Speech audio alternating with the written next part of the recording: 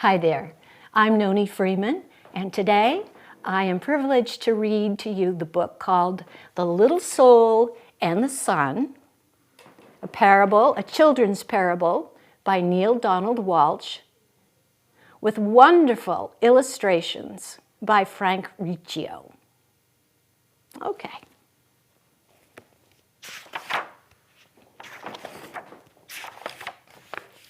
Once upon no time, there was a little soul who said to God, "I know who I am." And God said, "Well, that's wonderful. Who are you?" And the little soul shouted, "I'm the light." And God smiled a big smile. "Well, that's right," God exclaimed. "You are the light." And the little soul was so happy, for it had figured out what all the souls in the kingdom were there to figure out. "Wow," said the little soul, "this is really cool."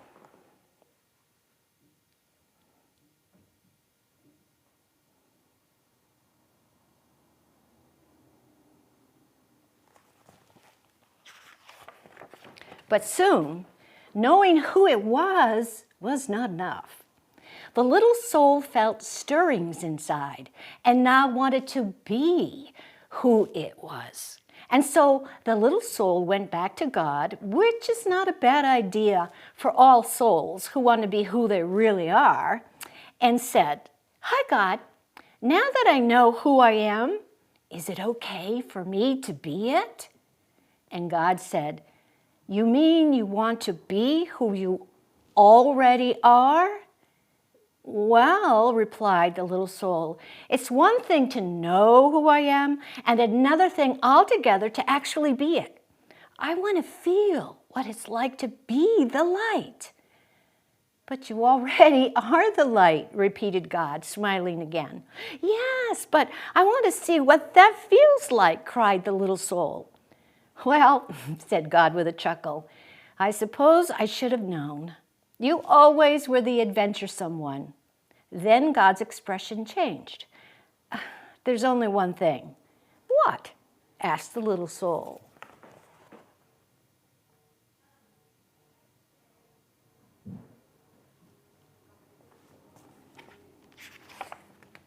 "Well, there is nothing else but the light.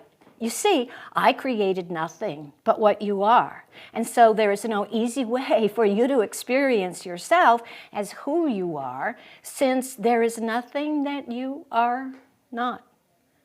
"Huh?" said the little soul, who was now a little confused. "Well, think of it this way," said God. "You are like a candle in the sun. Oh, you're there all right, along with a million, cajillion other candles who make up the sun. And the sun would not be the sun without you. Nay, it would be a sun without one. It wouldn't be a sun without one of its candles, and that would not be the sun at all, for it would not shine as brightly. Yet, how to know yourself as the light when you are amidst the light? Now that is the question." "Well," the little soul perked up, "you're God. Think of something." Once more God smiled. "I already have," God said. "Since you cannot see yourself as the light when you are in the light, we'll surround you with darkness."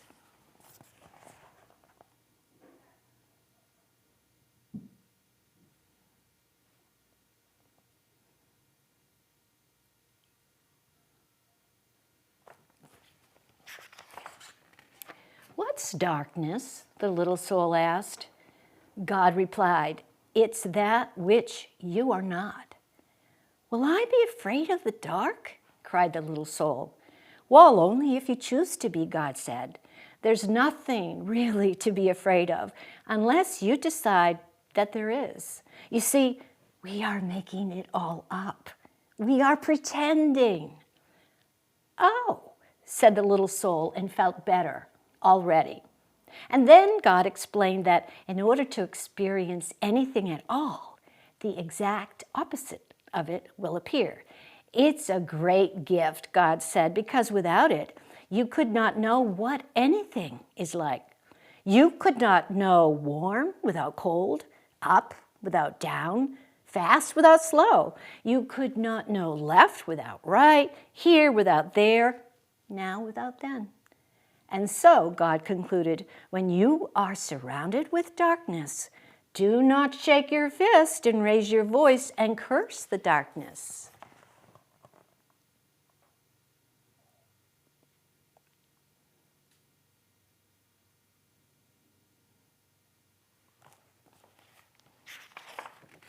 Rather, be a light unto the darkness, and don't be mad about it. Then you will know who you really are, and all others will know too. Let your light so shine that everyone will know how special you are. You mean it's okay to let others see how special I am? Asked the little soul. Of course, God chuckled. It's very okay. But remember, special does not mean better. Everybody is special, each in their own way. Yet many others have forgotten that. They will see that it is okay for them to be special only when you see that it is okay for you to be special. Wow, said the little soul, dancing and skipping and laughing and jumping with joy. I can be as special as I want to be. Yep. And you can start right now, said God, who was dancing and skipping and laughing right along with the little soul. What part of special do you want to be?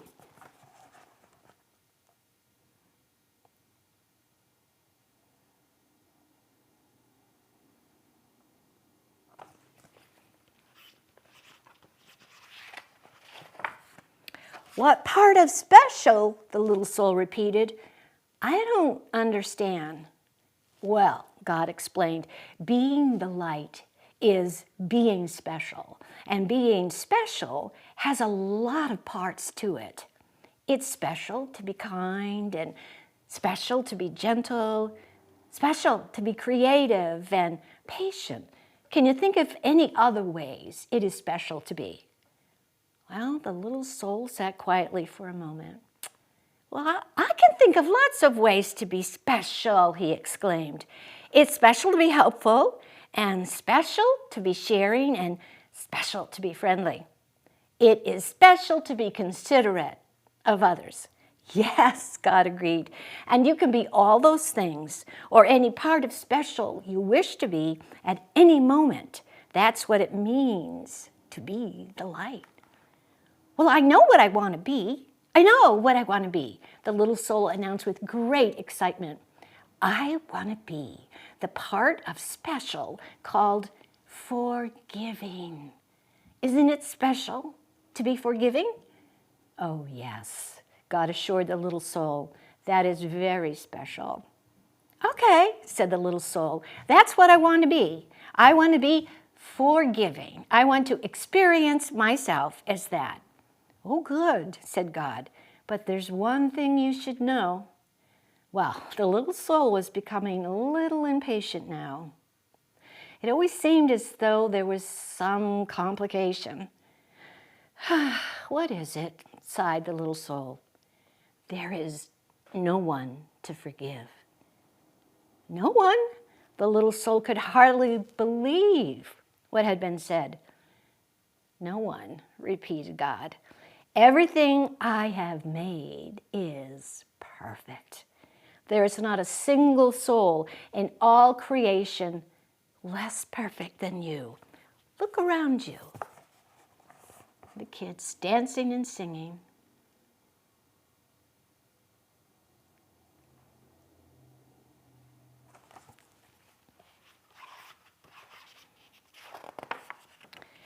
It was then that the little soul realized a large crowd had gathered.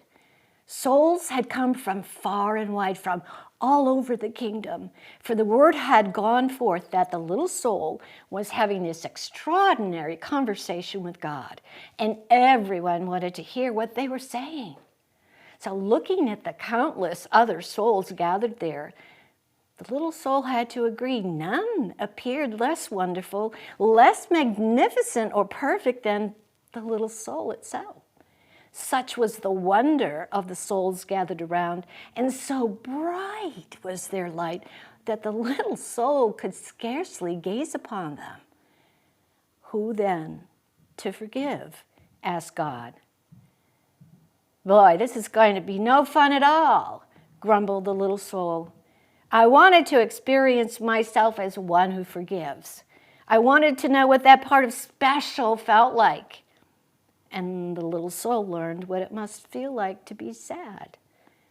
But just then a friendly soul stepped forward from the crowd.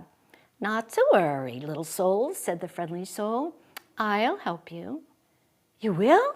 The little soul brightened. But what can you do?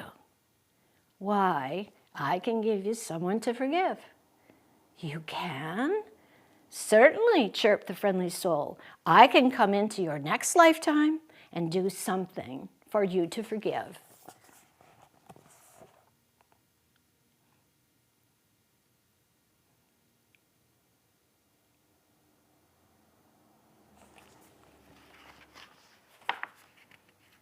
But why? Why would you do that? The little soul asked.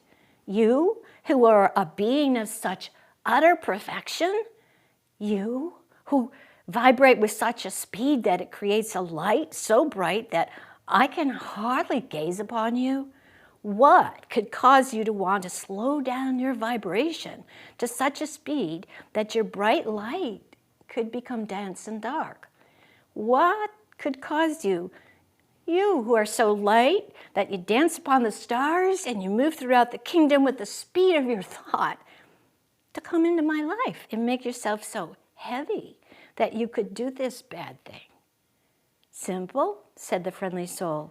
I would do it because I love you.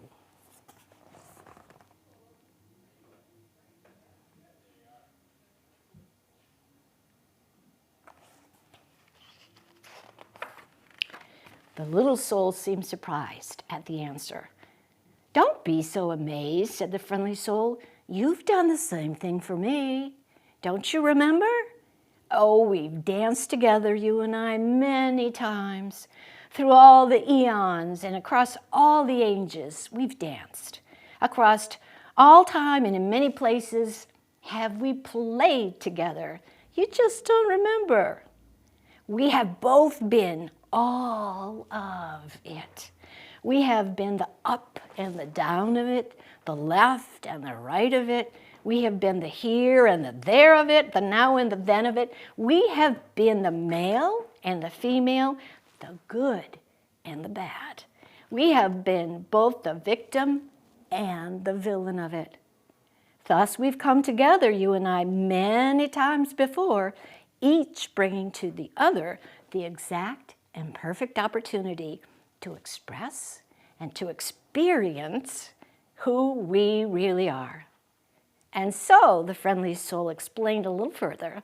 I will come into your next lifetime and be the bad one.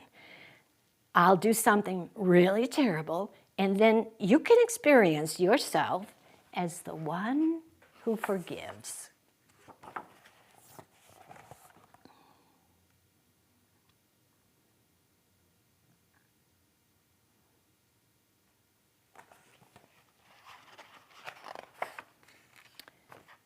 But what will you do? The little soul asked, just a little nervously. That will be so terrible.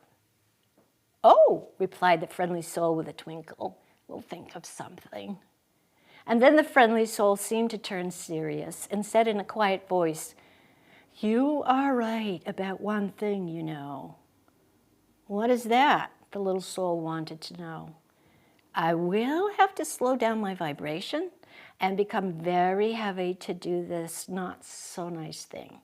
I will have to pretend to be something very unlike myself. And so I have but one favor to ask of you in return.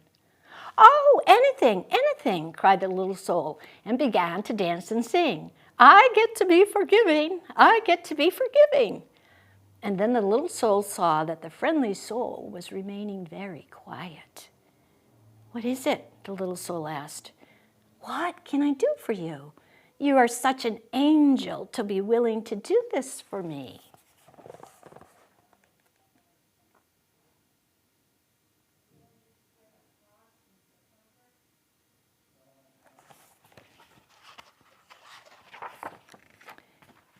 Of course, this friendly soul is an angel, God interrupted. Everyone is. Always remember, I have sent you nothing but angels. And so the little soul wanted more than ever to grant the friendly soul's request. What can I do for you? The little soul asked again. In the moment that I strike you and smite you, the friendly soul replied, in the moment that I do the worst to you that you could possibly imagine, in that very moment, yes, yes. Well, the friendly soul became quieter still. Remember who I really am. Oh, I will, cried the little soul. I promise I will always remember you as I see you right here, right now.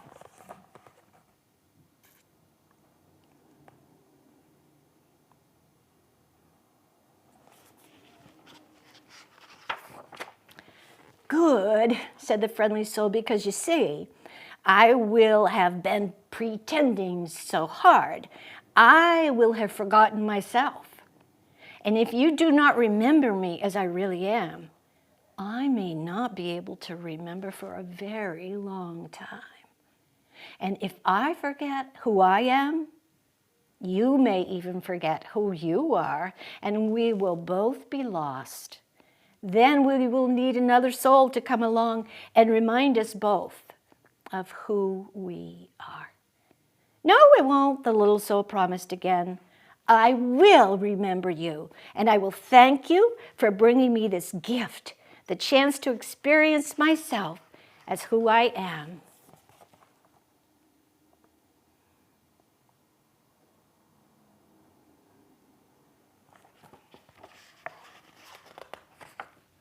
And so the agreement was made, and the little soul went forth into a new lifetime, excited to be the light, which was very special, and excited to be that part of special called forgiveness. And the little soul waited anxiously to be able to experience itself as forgiveness and to thank whatever other soul made it possible.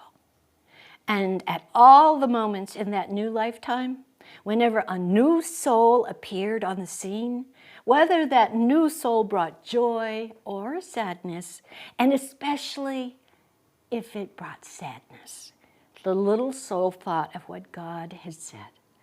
Always remember, God said, and smiled, I have sent you nothing but angels.